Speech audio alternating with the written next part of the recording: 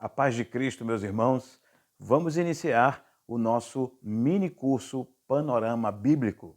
Trata-se de um bônus que eu fiz questão de compartilhar com você para te ajudar a ampliar o teu conhecimento bíblico.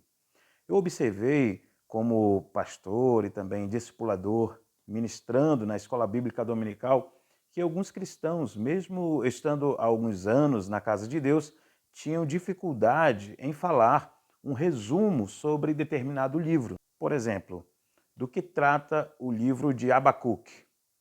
É possível que você não lembre, mas todo cristão precisa saber um resumo básico, mínimo, desse livro que é tão importante para nós. Então, eu resolvi formatar o minicurso Panorama Bíblico para suprir essa necessidade. E tenho certeza que agora que você já passou por esse processo de treinar a sua mente, como eu sempre gosto de dizer, converter a nossa mente à palavra de Deus, agora você pode avançar para o próximo nível, detendo mais tempo, mais atenção para compreender alguns aspectos mais profundos da palavra de Deus. Esse minicurso, obviamente, não se trata de um seminário, mas com certeza vai abençoar bastante a sua vida. E lembre-se, não deixe isso guardado com você. Compartilhe com alguém, comente com os membros da sua família, com as pessoas que fazem parte do seu pequeno grupo, da célula. Comente o que você aprendeu aqui. Você pode baixar, por exemplo, os PDFs, pedir autorização do seu líder para ler, né, nas reuniões de discipulado, por exemplo, ou até mesmo de célula, reunião de célula, pequeno grupo, você pode ler alguns trechos desses assuntos de acordo com o que você achar interessante para o momento. Mas antes, vamos fazer uma breve oração? Senhor, eu te agradeço por esse momento tão precioso que o Senhor nos permite estudar, meditar na Tua Palavra. Eu te peço que o Senhor nos guie para toda a verdade, a Tua verdade. O Senhor Jesus Cristo é a verdade. Abre o nosso entendimento, trabalha, ó Deus, a nossa mente para que possamos guardar os Teus ensinamentos. Pessoas que têm dificuldade de memorizar, de lembrar aquilo que estudam, que elas possam superar isso agora, que elas sejam curadas e que dos altos céus venha sobre nós a capacidade de memorizarmos. Eu bem sei que nós precisamos repetir, desenvolver uma rotina de estudo, de dedicação, mas existem aqueles que mesmo fazendo isso afirmam que não conseguem reter. Então eu te peço uma intervenção sobrenatural para que a nossa mente possa guardar a Tua palavra, a Tua verdade, nos ajuda a ter disciplina, a disciplina do tempo, o gerenciamento do nosso tempo, nos ajuda a ter amor pelo estudo da Tua palavra. Isso eu te peço em nome de Jesus Cristo. Amém. Como eu já expliquei lá no início, eu não vou apresentar tudo de uma vez para você. Você vai ter acesso semanalmente a cada bloco de conteúdo. Vamos começar com o Pentateuco, depois com os livros históricos e assim nós vamos avançando e você vai conseguindo absorver esse material, ok? Combinado? Mas eu preciso falar de alguns aspectos, alguns termos que são fundamentais para a nossa compreensão nesse estudo bíblico.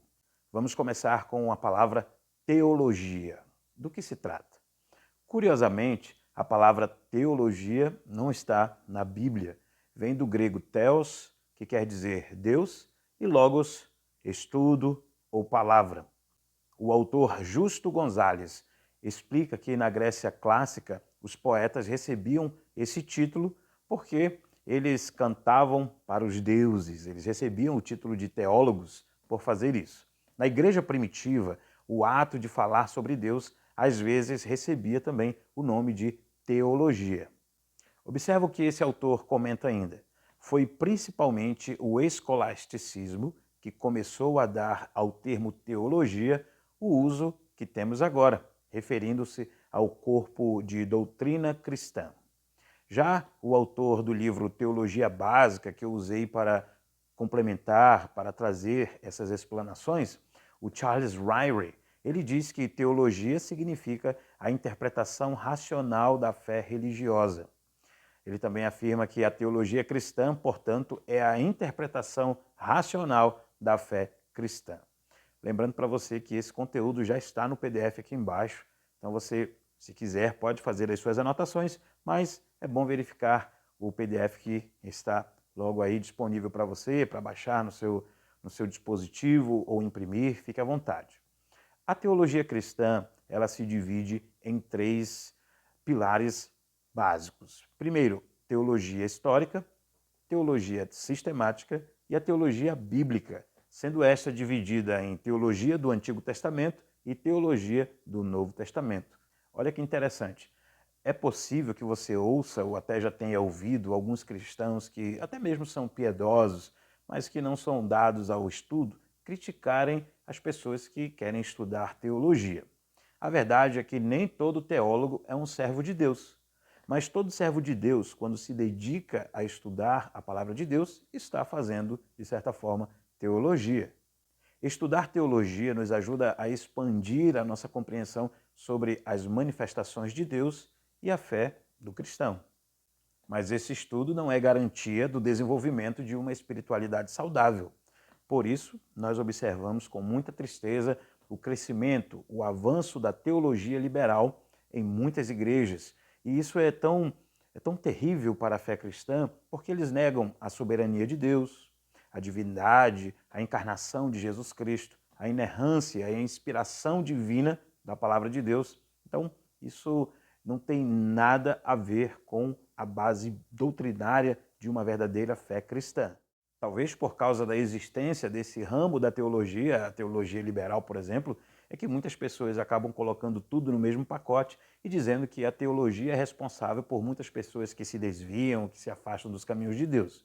A verdade é que é possível sim estudar teologia e desenvolver intimidade com o Senhor Jesus.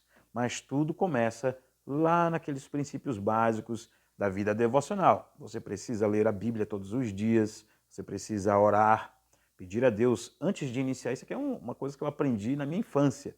Eu aceitei Jesus com 8 anos de idade, me batizei com 8 ou com 9, mas eu tenho certeza que aos 9 anos foi a primeira vez que eu preguei. E eu lembro que o irmão que me orientou, que hoje é o pastor Kilcio, dizia a ele: antes de você ler a Bíblia, ore. Quando terminar de ler, de estudar a palavra de Deus, ore também.